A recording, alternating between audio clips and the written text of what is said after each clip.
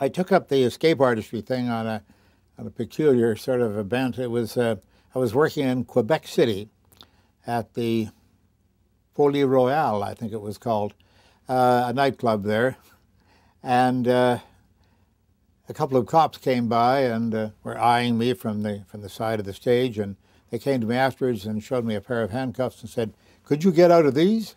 And I said, "Oh yeah, sure. They're simple locks." And well, we'll see you after the show. And I said, "Yeah, sure, okay," thinking I would never see them again.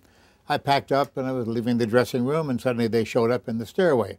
I said, "Oh, I forgot about that." So I went downstairs and they put a pair of handcuffs on me out in the street, much to the amusement of people passing by, I can assure you. And they opened the squad car door for me. I got in one side and got out the other side with the handcuffs off. Now that sort of got their attention because they hadn't seen that before. But I will confide in you that handcuff locks are very, very simple locks.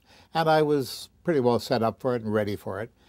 But they looked at me in some astonishment and said, "Well, did you think you could break out of our jail?" And I said, "Well, show me the jail." Oh, they put me in the back of the squad car and off we went. And the next morning, the headlines on the Quebec Soleil, was the name of the paper, came out with "L'étonnant Randi s'évade de la prison de Québec." That means the amazing Randy, and I'd never used that title before. Up until then, I was the great Randall, you see. But the amazing Randy escapes from the jail of Quebec, or the Quebec jail. It made a bit of news, and when I went to the nightclub that night, the manager met me at the door. He said, "Forget the birds and the rings and all that sort of thing." He said, "Do something in the escape business." So I went out there and I did a thing, and that's how I got into it. But it made a good reputation for me. I broke out of 22 jails around the world in my career, and all legally, that is. Yes, I've never actually been locked up in one where well, there was one occasion. I won't get into the details.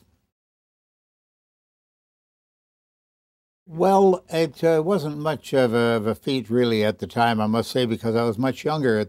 He was 52 at the age when he did that, and I was, I think, 22. So I had the advantage, the physical advantage over old Harry.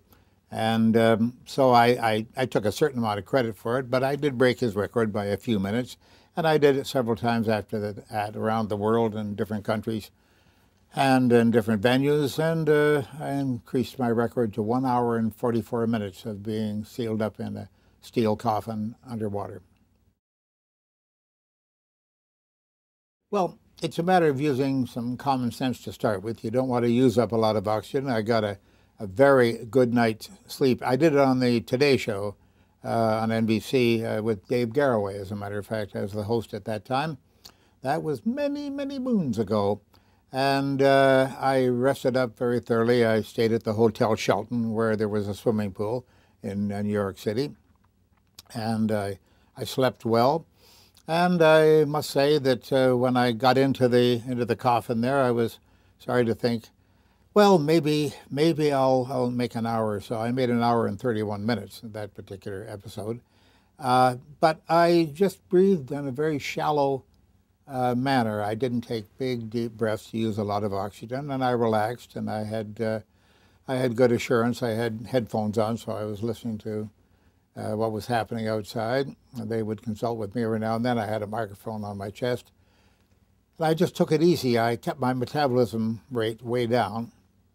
And at the end of an hour and 31 minutes, though, I was really doing this kind of a thing. I had to take every bit of oxygen I could possibly manage, because you are rebreathing the air. You see, you're not using all of the oxygen on every breath, of course. But it was tough. It was rather tough. I subsequently learned that I could do it, as I said, for an hour and 44 minutes the last time I did it.